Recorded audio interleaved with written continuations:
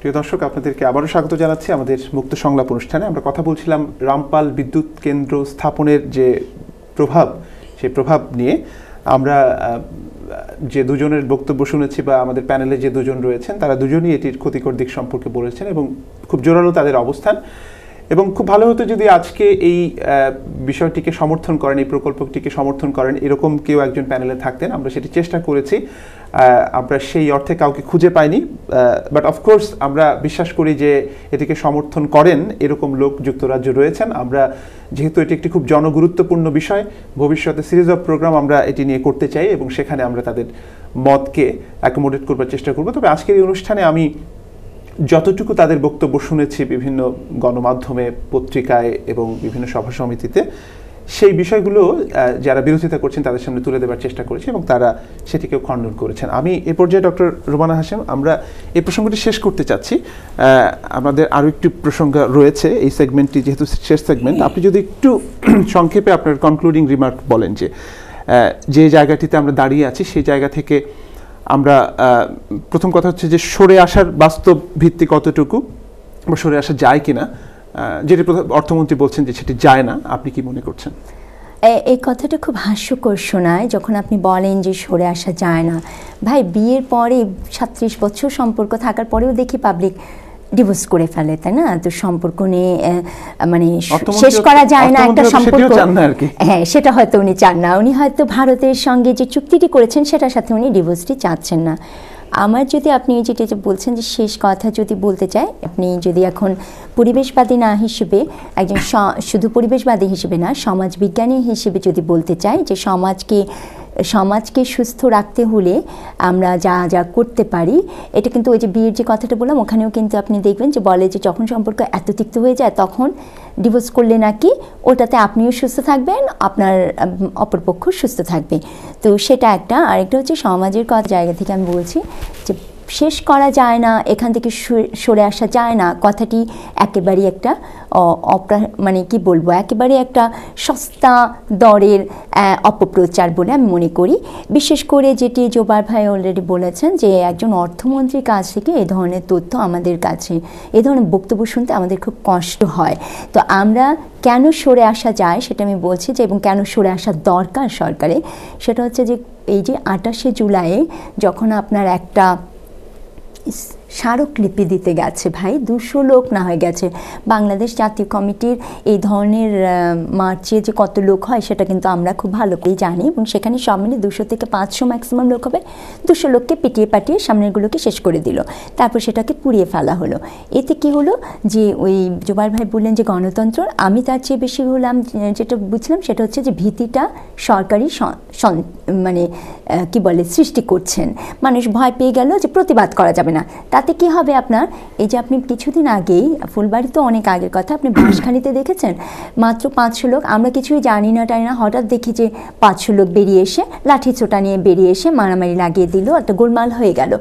দেশে এই ধরনের ত্রাস সৃষ্টি হবে যদি অর্থমন্ত্রীর মতন ব্যক্তি, প্রধানমন্ত্রীর মতন ব্যক্তি, শুধু অর্থমন্ত্রী এই কথা বলেছেন, প্রধানমন্ত্রীর কথায় আমি খুব হেসেছিলাম বাঁশখালীর ঘটনায়।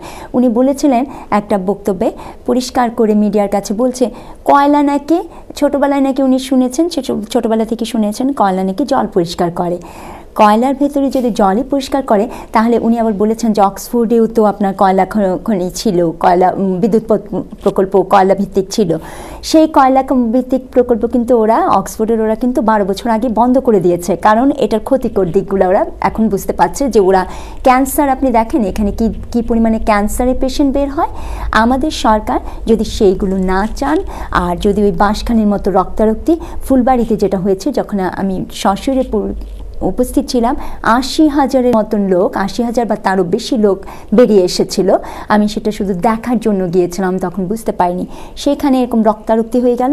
ওটা কিন্তু রেজাল্ট ভালো হয় না। ব্রিফলি আমি একটু জুবাইর বাবুর কাছে যাব, তার আগে জুবাইর বাবু যেটি বলেছেন আমার কাছে খুবই সিগনিফিকেন্ট মনে হয়েছে কথাটি, যে এই যে সংকট, ওই ভৌগোলিক অবস্থানে, সেই সংকট থেকে বেরিয়ে এসে ওখানকার যারা অধিবাসী রয়েছেন, হতাশা থেকে হোক বা এক ধরনের বিষাদ থেকে হোক বা না পাওয়ার বেদনা থেকে হোক, তারা যদি অ্যান্টি সোশ্যাল বিহেভিয়ার বা আরও এক্সট্রিমে যদি চিন্তা করি যে এই জঙ্গিবাদের দিকে তারা যদি অগ্রসর হয়, আপনি কি একজন সমাজবিজ্ঞানী হিসেবে আপনিও কি সেরকম আশঙ্কা করছেন? আমি ওই জঙ্গিবাদ পর্যন্ত অতটা ভেবে দেখিনি, কিন্তু উনি যখন বলেছেন তখনই আমার হঠাৎ মনে হলো যে আমি তো কিছুদিন আগে এই বিষয়ে লিখেছিলাম, যখন আমাদের ঢাকায় গুলশানে যখন আপনার আক্রমণটি হলো, সেখানে আপনিও পর্যন্ত প্রতিবাদে এসেছেন, আমরা সবাই গিয়েছিলাম, এবং সেখানে কিন্তু আমরা এটাই বলছিলাম যে আসলে এটা একটা মিশ্রণ, মানে দুটোর মিশ্রণ। একটা তো অবশ্যই অন্ধত্ব আছে, কিন্তু আপনি কিন্তু অন্ধত্বে বিশ্বাসী হয়ে যান যখন আপনার ওই অন্যান্য চারপাশের ঘটনাগুলো ঘটে, যে আপনার সোশ্যাল ক্লাস, আপনার প্রতিদিনের যে সংগ্রামটা, যে আপনি জমি নিয়ে যদি আপনার যুদ্ধ করতে হয়, যেটা ফুলবাড়িতে আমি যখন উপস্থিত ছিলাম, আমার উপস্থিতিতে যখন আপনার ওই গোলাগুলি হলো, তারপর আমাদের ন্যাশনাল কমিটির লোকেরা মূলত চলে এসেছিল ঢাকায়, কিন্তু আমি যেহেতু বোকাশোকা ছিলাম, মানে বুঝতে পারিনি যে কোন দিক দিয়ে পালাবো, সেটাও বুঝিনি, তো আমি আটকাই পড়েছিলাম। তো আটকা পড়ার ফলেই ওদের সাথে আমি সংগ্রামটা কন্টিনিউ করেছি 7 দিন ধরে। সেখানে অলরেডি আপনি মানে নাম সহ আমি আপনাকে ওর এড্রেস সহ দিতে পারবো, ওদের একটা গ্রুপ ছিল, মানে লোকাল আর কি, যে ইয়াং যে গ্রুপটা, তারা অলরেডি এসে 3য় দিনে আমাকে এসে বলছে, দিদি আপনারা সব ঢাকা চলে যান, ওই সমস্ত আর কাউকে আসতে বলবেন না, আমরা দেখব আমাদের এলাকা। ওরা তখন অলরেডি আমাকে বলছিল যে ওরা নাকি ওই এলটিটির সাথে যুক্ত হয়ে যুদ্ধ করবে, এখন ফুলবাড়িকে স্বাধীন করবে। তাহলে দেখেন মানুষের চেতনার জায়গাটা কোথায় গিয়ে দাঁড়ায়, ফুলবাড়িকে স্বাধীন করবে। তো এই জায়গা থেকে আমি বললাম যে সরকার যে বলছেন সরে আসতে পারবে না, এটা একেবারে মিথ্যা, কারণ সরকার তো সরে এসেছেন, ফুলবাড়ি প্রকল্প থেকে আসেননি। ধন্যবাদ জুবায়ের বাবু। এই প্রসঙ্গে শেষ প্রশ্ন আপনাকে, যেটি আপনার কাছেও জানতে চাই, যে পর্যায়ে আছে সেই পর্যায় থেকে সরে আসার জন্যে যে ধরনের ক্যাম্পেইন বলেন বা ওনার ভাষায় সংগ্রাম বলেন, যা কিছু হচ্ছে বাংলাদেশে, অনেকেই বলছেন সেটি দল মতের ঊর্ধ্বে এসে, এখানে আওয়ামী লীগ বিএনপির কোনো বিষয় নেই, অনেক আওয়ামীপন্থী বুদ্ধিজীবীরাও কিন্তু এই বিষয়টির বিপক্ষে অবস্থান নিয়েছেন, প্রকল্পের বিপক্ষে অবস্থান নিয়েছেন। প্রকল্পটি থেকে সরে আসার ক্ষেত্রে আপনি কতটুকু আশাবাদী, মানে এখনো কি সেই সম্ভাবনা? দেখুন, আমি তো ওনারা যেরকমভাবে আন্দোলন করছেন, বাংলাদেশের মানুষ যেভাবে সচেতন হচ্ছে, বিষয়টা হচ্ছে যে আমাদের একটা একতা দরকার। বিশেষ করে আপনি দেখেন, যে কোনো দেশেই, যে কোনো জাতিতে যখন একটা দুর্যোগে পড়ে, তারা যখন একটা সমস্যায় পড়ে, তারা কিন্তু সব এক হয়ে যায়। তো আমার মনে হচ্ছে যে আমাদের এই মুহূর্তে আমাদের এক হওয়া খুব জরুরি। এবং শুধু এই রামপালের বিষয় না, অনেক বিষয় আছে আমাদের অমীমাংসিত বিষয়গুলো, যে বিষয়গুলো নিয়ে আমাদের এক হতে হবে। এক যদি না হয় তাহলে এই জাতিটাকে বাঁচানো যাবে না। এবং যেই কারণে আমি খুব আশাবাদী যে যেহেতু আমাদের পুরো জাতির পিঠ কিন্তু দেয়ালে ঠেকে গেছে, সুতরাং এখন কিন্তু জাতি আর কোথায় পিছাবে, আর কোথায় নামবে, আর কতটুকু নামবে। সুতরাং এখন আমার মনে হয় যে আগানোর সময়, এবং আশা করি যে ওনাদের মতো যারা অ্যাক্টিভিস্ট আছেন তারা যদি পুরো জাতিকে ক্লিয়ারলি এইসব ব্যাপারগুলো বলতে পারেন, ক্লিয়ারলি বুঝাতে পারেন যে এই সমস্যাগুলো হচ্ছে, এইভাবে আমরা জাতিগতভাবে আমাদের সমস্যা হবে, আমরা এইভাবে লোকসানে যাব। সুতরাং সেই জায়গাটার অবস্থান থেকে আমার কাছে যেটা মনে হয় যে ফিউচারে অবশ্যই আমাদের এই জায়গাটাতে সরে আসা উচিত, এবং সরকার সরে আসবে। রাইট। আমি একটু ভিন্ন প্রসঙ্গে আসতে চাই। আমার কাছে মনে হয় যে যেহেতু এটি একটি মুক্ত আলোচনার অনুষ্ঠান, আমরা সব ধরনের ডিসকোর্সকে অ্যাকোমোডেট করব। আমরা রামপাল থেকে সরে এসে একেবারেই ভিন্ন একটি বিষয় আপনার দৃষ্টি আকর্ষণ করতে চাই। আপনি হয়তো লক্ষ্য করেছেন যে বাংলাদেশের ব্যান্ড সঙ্গীতের বলা যায় যে পথিকৃতি একেবারে প্রথম দিকের না হলেও পরবর্তী সময়ে প্রবল জনপ্রিয়তা পেয়েছে মাইলস, এবং তাদের ভারতের জাতীয় দিবসে একটি কনসার্টে যাবার কথা ছিল, কিন্তু সেখানকার স্থানীয় একটি ব্যান্ডের বিরোধিতার কারণে তাদের যাওয়া হয়নি। সেটি নিয়ে তরুণ প্রজন্মের ভেতরে এক ধরনের প্রতিক্রিয়া রয়েছে, 2 ধরনের প্রতিক্রিয়া রয়েছে। একটি হচ্ছে যে মাইলসের বিভিন্ন বক্তব্য বিভিন্ন সময় শাহবাগ আন্দোলনের সময় বা ভারতের বিপক্ষে তারা যে বক্তব্য দিয়েছে বলে তারা দাবি করছে, সেটার বিপরীতে তারা বলছে যে তাহলে তোমার যাওয়ার দরকারটা কি, মানে তোমার তো সেই মানে এটি নিয়ে এত আপসেট হওয়ার কিছু নেই, তুমি তো সেই দেশটিকে পছন্দ করো না, সেখানে যেতেও চাও না। অন্যদিকে আরেকটি গ্রুপ বলছে, আপনি হয়তো লক্ষ্য করেছেন যে তাদের এই না যেতে যাওয়াটা, মানে তাদেরকে না যেতে দেওয়াটা, এটা বাংলাদেশের সম্মান, ডিগনিটির প্রশ্ন। আপনার অবস্থানটি জানতে চাই বিষয়। আচ্ছা, আমার অবস্থাটি আসলে এখানে অনেকটা ক্লিয়ার। আপনি যেটা বলেছেন যে আসলে মাইলস ভারতের বিরুদ্ধে লিখেছে বা এরকম আমি জানি না, হামিন বা শাফিন ব্যক্তিগতভাবে তারা হয়তো সেটা কিছু লেখালেখি বা কিছু করতে পারে বিভিন্ন সময়ে। সেটা হচ্ছে ক্রিকেট নিয়ে, মেনলি শুরুটা হচ্ছে ক্রিকেট নিয়ে, এবং ক্রিকেটের অবস্থানটা কিন্তু আমরা বাংলাদেশের প্রতিটি মানুষ কিন্তু তখন ভারতের কিছু কার্যকলাপের কারণে ভারতের বিপক্ষে আমরা কথা বলেছি। আমরা কিন্তু ভারতের সিস্টেমের বিরুদ্ধে কথা বলেছি, আমরা ভারত দেশের বিরুদ্ধে কথা বলিনি। এখানে একটা জিনিস বুঝতে হবে যে ভারতের যে সিস্টেম, ক্রিকেট বোর্ড বা এই যে পলিসি, তাদের পলিসিটা আমাদের জন্য হার্মফুল, যে কারণে আমরা ভারতের পলিসির বিরুদ্ধে কথা বলেছি। আমরা পুরো বাংলাদেশ আমরা কথা বলেছি, হামিন শাফিন কেন, আমিও বলেছি। সুতরাং সেই দোষে যদি দুষ্ট হয়, পুরো বাংলাদেশ দুষ্ট, শুধু হামিন শাফিন না। সে একই যদি আমরা এখন বলি যে হামিন শাফিন এই কাজ করেছেন, নো, হামিন শাফিন না, পুরো বাংলাদেশ করেছে, বাংলাদেশের 16 কোটি মানুষ করেছে। কিন্তু অভিযোগটা তো আরো গভীর, যে একেবারে সভ্যতার সীমাকে ছাড়িয়ে তারা আক্রমণ করেছে ভারত। এখন যেটা হচ্ছে যে কিভাবে আক্রমণটা করেছে কিন্তু খেলা নিয়ে, মূলটা শুরুটা হচ্ছে খেলা নিয়ে। এখন ব্যাপার হচ্ছে যে খেলা জানেন, আমরা এটা ভেরি ইমোশনাল জাতি, খেলার ব্যাপারটা আরও একটু বেশি ইমোশনাল হয়ে যায়। আমরা অনেক কিছু বলেছি ভারতকে, সত্যি ভারতকে না, ভারতের সিস্টেমকে, কিন্তু ভারত বিরোধিতা কিন্তু আমরা করিনি। ভারত আমাদের পাশের রাষ্ট্র, আমাদের বন্ধু রাষ্ট্র, সব ঠিক আছে। হ্যাঁ, ভারত আমাদের 3 পাশ জুড়ে ভারত আছে। সুতরাং আমাদের অনেক কিছুই ভারতের সাথে জড়িত, ওতপ্রোতভাবে জড়িত। কালচারালি তো বলতে পারেন যে আমরা এবং ভারতের কালচার তো ভিন্ন কিছু নয়, একই কালচারের মানুষ। তো সেই ক্ষেত্রে যেটা হয়েছে যে দেখেন, কলকাতায় আজকে যারা ব্যান্ড করে খায়, রূপম না কি যেন ছেলেটার নাম, বা ফসিল, এই বর্তমানে যে ব্যান্ডগুলো আসছে ভারতের কলকাতায়, এই ব্যান্ডগুলো কিন্তু বাংলাদেশের ব্যান্ডের গান প্র্যাকটিস করে করে তারা আজকে ব্যান্ড করেছে। আজকে বাংলাদেশের রক, বাংলাদেশের পপ, আমরা তাদের চেয়ে অনেক আগে আমরা শুরু করেছি। আমাদের বাংলাদেশে পপ শুরু হয় 1960s-এ, তারা যখন পপের নামও শুনতো না, তখন থেকে আমরা কিন্তু পপ কালচার শুরু করি। সুতরাং এই যে ব্যান্ড, পরবর্তীতে ব্যান্ড 1970s-এর যে ব্যান্ডগুলো শুরু হলো, 80s-এ এসে তুমুল জনপ্রিয়। আপনি দেখেন 83-তে মাইলস যখন তাদের প্রথম অ্যালবাম করে, 83-তে তাদের মেবি প্রথম অ্যালবাম, আমার ঠিক সালটা খেয়াল নেই, বাট পরবর্তীতে 85, 86-এর দিকে তারা একটি বাংলা অ্যালবাম করে এবং তুমুল জনপ্রিয়। এলআরভি, তারপর হচ্ছে আপনার রেনেসা, তারও আগে সোলস।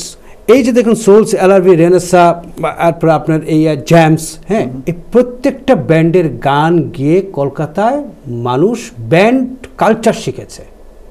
ঠিক আছে, আজকে যদি রূপমের মতো একটি ছেলে বা একটি ফসিলের মতো একটি ব্যান্ড মাইলসের এগেনিস্টে, এই ধরনের মাইলসের এগেনিস্টে কথাটা কিন্তু বলা হয়নি। কথাটা এখানে আমি একটা জায়গায় করব, যে সেটা হচ্ছে যে হামিন শাফিন তার ব্যক্তিগত ফেসবুকে কি টুইট করেছে, কি লিখেছে, সেটা বড় কথা নয়।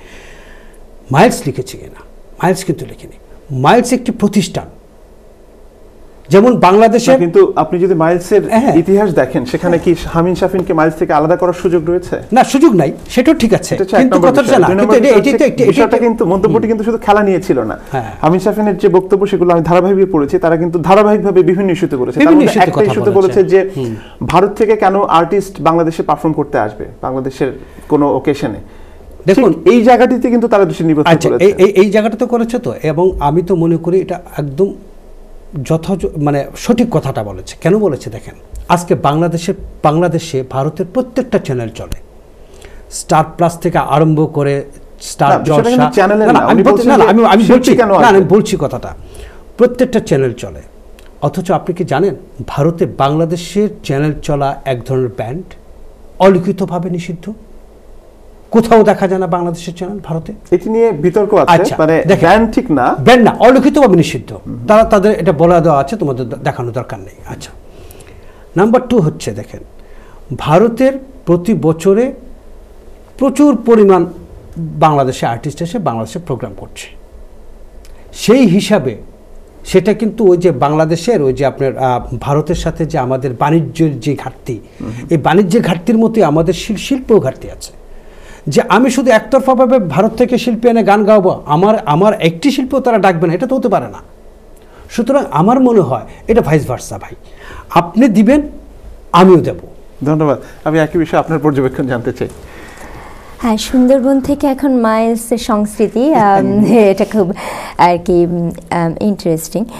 আমার আসলে ব্যাপক কোনো মতামত এখানে নেই। আমি ভারতের ভক্ত বলবো না, কিন্তু ভারতে যেতে পছন্দ করি, ভারতের সব কিছু পছন্দ করি। কলকাতায় গেলে আমার মনে হয় যে খুব একটা পছন্দনীয় জায়গায় এলাম। তো সেদিক থেকে ভারতীয় চ্যানেলগুলো দেখছে মানুষ, সেটা নিয়ে আমার কোনো খারাপ ভালো লাগে। এটা হচ্ছে আপনার এক ধরনের সংস্কৃতি, আরেকজনের আরেক রকম থাকতে পারে না, সেই হিসেবে যে জাস্ট মানুষ একটা বলে না যে লাইক মাইন্ডেড, আমি এই জায়গাটাতে এইটুকুনি বলতে পারবো, এর বেশি আমি বলতে পারি না। কারণ আমি যখন গিয়েছিলাম ভারতে, যখন 2007-এ গিয়েছি, তখন দেখি সবাই আমাকে দিদি দিদি করে ডাকছিল যে এই মিউজিয়ামে বা কোথায় যায়। এর কারণ আমাকে আমার এক ফ্রেন্ড পরে বায়রন আর ওর ওয়াইফ গিয়েছিল, ওরা বললো আরে তোমার তো কলকাতায় এলে দেখি কথার টোনটা পর্যন্ত পাল্টে যায়, আমি নাকি কলকাতার স্বরেই কথা বলি। তো এটা হতে পারে জাস্ট যেমন আপনার সাথে আমার যে একটা আন্ডারস্ট্যান্ডিং, এটা আরেকজনের সাথে নাও হতে পারে। আমরা বিতর্কিক ছিলাম বলে কি সারা জীবনে আমাদের বন্ধু থাকতে হবে এমন না, তো সেদিক থেকে হতে পারে। কিন্তু ওই যে চ্যানেলে যে কথাটা ভাই বললেন, যে জোবান ভাই যেটা বললেন, আমি অবশ্য সমস্ত কোনো চ্যানেলই দেখি না, তো আমার ওগুলোতে কিছু এসে যায় না। কিন্তু আমি খুব অস্বস্তি বোধ করি, এটা সত্যি কথা, যে যেইভাবে বাংলাদেশের, শুধু বাংলাদেশেই না, বাঙালিরা কিন্তু এখানে বসেও আপনার ভারতীয় চ্যানেল খুব দেখে, এটা আমি খুব লক্ষ্য করেছি। আপনি কোনো বাসায় গেলেই দেখবেন যে কিছুক্ষণ পরে কখন জানি আপনার একটা জিটিভি হেন তেন এগুলো চলে এসছে, একটা না একটা ভারতীয় চ্যানেল চলছে।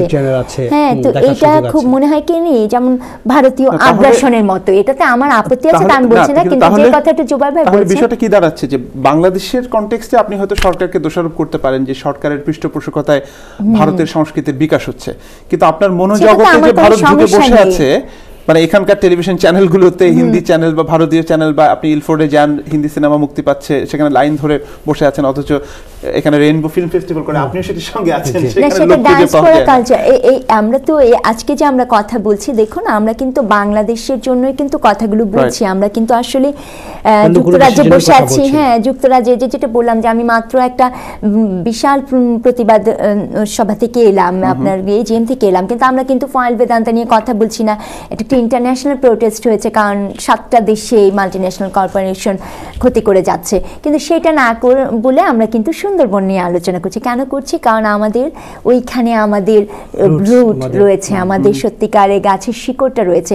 তো ওখান থেকে যেগুলো আমরা শুনি, আমার বান্ধবী যখন বলে যে নতুন এই তো এখন কিন্তু ছোট জামা চলে আসছে, তখন কিন্তু আমি চিন্তা করি এই টিভিতে যাচ্ছি, লম্বা হয়ে গেল নাকি জামাটা, এটা কেন হয় আমি কিন্তু দেখতে পাচ্ছি না, কিন্তু বলছে যে ছোট জামা নাকি চলে আসছে। তা আমরা তো ওরা যেগুলো দেখে, ওরা যখন বলে, আমাদের পরিবার, আমাদের বন্ধুবান্ধব, আমি নতুন এসেছি এখানে, কিন্তু যারা ধরুন সিলেট বা অন্যান্য অঞ্চল থেকে, ঢাকারও বিভিন্ন অঞ্চল থেকে দীর্ঘদিন থেকে থাকে, তাদের পুরো পরিবারের সঙ্গে কিন্তু ওদের ওই ধরনের একটা সার্বক্ষণিক একটা মানসিক এবং ভৌগোলিক দূরত্ব বাদে মানসিক এবং সাংস্কৃতিক একটা যোগাযোগ রয়েছে, সেইটা ধরেই কিন্তু আমরা সব কিছু করি। আপনি দেখেন আমাদের এখানে সিলেটি যে দিদিরা বা বান্ধবীরা রয়েছে, তারা কত শিশুবেলা থেকে এখানে বড় হয়েছে, জন্ম হয়েছে এখানে, অনেকে তারাও কিন্তু দেখা যায় যে কোথাও যেতে হলে শাড়ি গহনা এমনভাবেই পরে, একেবারে মনে হয় যেন বাঙালি বিয়ে অনুষ্ঠানেই এসছে। কেন করে? ওই যে ওদের যে সংস্কৃতিটা কিন্তু টোটালি ডিফারেন্ট হয় না। তো ওখানে যে সাংস্কৃতিক যে আগ্রাসনের কথাটা হচ্ছে, যে ভারতীয় আগ্রাসন যেটা চলছে, সেটা ওইখান থেকে ওরা বেরিয়ে আসতে পারে না, ওরা ওগুলো নিয়ে কলাপায়। কিন্তু আমি আবার ভারতীয় সংস্কৃতির ব্যাপারে, আমি ভারতীয় আগ্রাসন নিয়ে সত্যি কথা বলতে মোটেই চিন্তিত না, যেটা আমি শুরুতেই বলেছি যে আমার ভালোই লাগে। কিন্তু যে কথাটা জোবান ভাই পয়েন্ট আউট করে দিলেন খুব সুন্দরভাবে, যে ভাই আমরা শেয়ারিং করছি না কেন? আমরা একটা শেয়ারিং কালচার করি, যে ওদের দেশে কি আমাদের টিভি চ্যানেলগুলো এভাবে ওপেন আছে? ইন্টিগ্রেশনের পূর্ব শর্ত তো হচ্ছে এক ধরনের ব্যালেন্স, সেটা কিন্তু আমরা দেখতে পাচ্ছি না। ওখানে কি ওরকম ভাবে সব বাঙালিরা কি দেখতে পাচ্ছে? আমি যখন কলকাতায় ছিলাম, আমি বাংলাদেশের খবর দেখতে পেতাম না। খবর না দেখলে তো বুঝতেই পারেন কেমন লাগে, রাজনীতি সচেতন যে কোনো মানুষই দেশের খবর যদি একদিনের বেশি না দেখে থাকেন, তারা অসুস্থ বোধ করেন।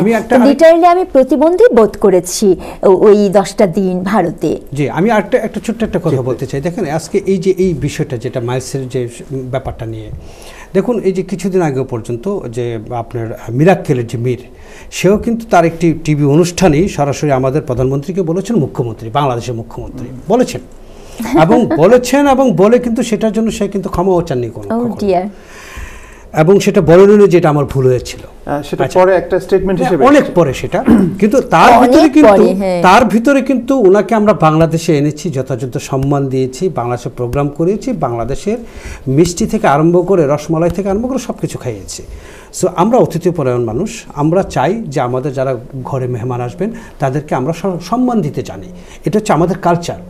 এখন কলকাতার কালচার যদি সম্মান দিতে না জানে, আর বিশেষ করে বয়োজ্যেষ্ঠদের যারা বিশেষ করে মাইলস হচ্ছে ফসিল হচ্ছে শিশু মাইলসের কাছে, সেই হিসাব যদি আমরা করি, এখন তারা এত বড় একটি ব্যান্ড, এত বড় ব্যান্ড, এবং তাদেরকে আসতে দিবে না, সেখানে সাফিন কিছু লিখেছে, ইয়াকে রূপমতো লিখেছে বাংলাদেশ এগেনস্টে, অনেক কথা লিখেছে, আমাদের কালচার ভালো না, আমাদের ছেলেরা কি ক্ষেত থেকে এসে ক্রিকেট খেলে। সো দেখেন, এগুলো পার্সোনাল। যখন আমি একটা বৃহত্তর ব্যাপারটা ভাববো, যখন একটা সামগ্রিক বিষয়ে ভাববো, একটা দেশের বিষয়ে ভাববো, তখন কিন্তু এই ভাবনাগুলো আসা উচিত না। একটা পার্সোনাল যাই থাকুক না কেন, যেমন আমাদের যে আপনার T20 আপনার যখন উদ্বোধনী অনুষ্ঠানটি হলো, দেখেন একটা উদ্বোধনী অনুষ্ঠান হচ্ছে একটি দেশে, আপনি সেই দেশের একটা সুযোগ সারা বিশ্বকে জানিয়ে দেওয়া যে আপনার কালচারে কী আছে, সেই জায়গাতে আপনি কি করলেন, সমস্ত ভারতীয় শিল্পী দিয়ে আপনি হিন্দি গান গাওয়ালেন। আমরা অনুষ্ঠান একেবারে শেষ পর্যায়ে জাস্ট এক লাইনের মধ্যে যদি বলেন যে আজকে বাংলাদেশ যে সংকটে রয়েছে, সেই সংকটের বিপরীতে কেমন বাংলাদেশ আপনি দেখতে চান? দেখেন, আসলে সংকট তো গভীর সংকট, ঘোর সংকট লালনের ভাষায়। এখন এই সংকট থেকে উত্তরণের পথ আমি জানি না, আমি যেহেতু রাজনীতি করি না, রাজনীতিবিদ না আমি, আমার ধ্যান কর্ম সমস্ত আলাদা। তবে আমি একটা জিনিস বিশ্বাস করি, সেটা হচ্ছে যে বাংলাদেশের মানুষ সবসময় সঠিক কাজটি করেছে। 71 সালেও পাকিস্তানিদেরকে হটিয়ে যেরকম সঠিক কাজটি করেছিল, সেই সেম কাজটি আবার বাংলাদেশের মানুষ করবে। ধন্যবাদ। একই প্রশ্ন আপনাকে, সংকটের বিপরীতে আপনার প্রত্যাশার জায়গাটুকু বা সম্ভাবনার জায়গাটুকু বা আশার জায়গাটুকু যদি আমাদের আশা সেরকম জানি না, কিন্তু সম্ভাবনা হতে পারে এই জায়গা থেকে, যে সংকট তো যেটা বলছেন যে আছে, থাকবে, আরও নতুন নতুন সংকটও আসতে পারে, মানে আপনি পরিবেশের জায়গা থেকে বলছেন নাকি আপনি ওভারঅলের সংকটের জায়গাটা? আমি সত্যি কথা বলতে খুবই আশাহত। আমি জানি না কবে সত্যিকারে ভাবে আমরা পুরোপুরিভাবে একটা ব্যালেন্সড অবস্থায় আসতে পারবো, মানে জঙ্গিবাদ বা ইত্যাদি জায়গাগুলো থেকে। কিন্তু আমরা যদি বলি যে কীভাবে বের হওয়া যায়, সেই জায়গায় আমি মনে করি সবচেয়ে আগে যেটা দরকার, আমাদের রাজনীতিবিদদের, মানে যারা ক্ষমতায় আছেন এবং যারা ক্ষমতায় নেই, একটু বাইরে থেকে সর্বক্ষণ শুধু একে ওকে টোকাটুকি করে যাচ্ছেন, দোষারোপ করার চেষ্টা করছেন, সেই জায়গাটা থেকে বেরিয়ে এসে একটা জাতীয় ঐক্যত্ব সম্ভব না। আমি পরিষ্কারভাবে বলতে চাই, পছন্দ হোক মানুষেরা না হোক, বিএনপি আর আওয়ামী লীগের ঐক্যমত হতে পারে না, কারণ আমরা জানি যে সেখানে একটা ব্যাপক সমস্যা রয়ে গেছে, ব্যাপক ফাঁক ফোকর রয়ে গেছে দুটো দলের মাঝে। কিন্তু আমি বলছি যে ন্যূনতম যে স্বচ্ছতা এবং দায়িত্বশীলতা, দায়িত্ব গ্রহণ করা, যেমন আমাদের অর্থমন্ত্রী যখন বলে বসছেন যে এইটা নাকি কোনোভাবেই সরে আসা যাবে না, এটা অত্যন্ত দায়িত্ব জ্ঞানহীন কথা হয়েছে। প্রধানমন্ত্রী যখন বলেন কয়লা নাকি জল পরিষ্কার করে, খুব হাস্যকর লাগে যে কোন বিজ্ঞানের ভাষায় উনি বললেন, উনি নাকি বিজ্ঞানের প্রযুক্তি দিয়ে ডেভেলপমেন্ট চান সেটা বলছেন। একইভাবে ওই জঙ্গিবাদের জায়গায় খুবই হতাশাজনক এই জন্য যে সরকার আমাদের কাছে আবারও তথ্যগুলো পরিষ্কার দিচ্ছেন না, বলছেন তাজ্জব হয়ে যাবেন যখন সব জানছেন। ভাই, তাজ্জব না করে আমাদের একটু দিতে থাকেন, তাহলে ওনারা যদি একটু দায়িত্ব নেন, আমরা একটু সহযোগিতা করতে পারি, আমরাও কিন্তু কিছু কাজ করতে পারি। বাংলাদেশের সুশিক্ষিত মানুষরা অনেক কাজ সাহায্য করতে পারে সরকারকে। অনেক ধন্যবাদ। প্রিয় দর্শক, আমরা অনুষ্ঠানের একেবারে শেষ পর্যায়ে চলে এসেছি।